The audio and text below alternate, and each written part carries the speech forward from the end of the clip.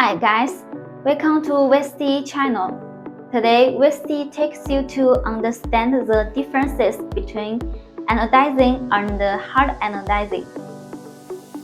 Look, this is common anodizing profiles, and this is a hard anodizing. Hard anodizing is a thick film anodizing. It uses an electrolysis process to form a dense oxide film on the metal surface. Hard anodizing or luminol has a higher hardness, wear resistance. Therefore, it's widely used for engineering or military purpose, and also suitable for deformed aluminum alloys and die-cast parts.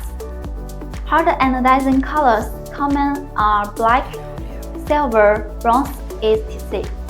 The biggest difference is that hard anodizing needs special process to make the inner layer film thicker.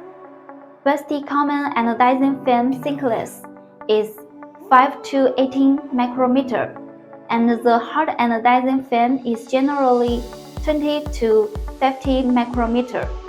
There are other differences between the two types. First, the anodizing time is different. The hard anodizing film is thicker, so the time is longer. Second, the temperatures are different. Hard anodizing temperature is controlled below 5 degrees, while common anodizing is controlled at 20 degrees. Again, the solution acidity and the composition are different. Hard anodizing acidity is lower and will add some oxalic acid to increase the hardness. Finally, the voltage is different.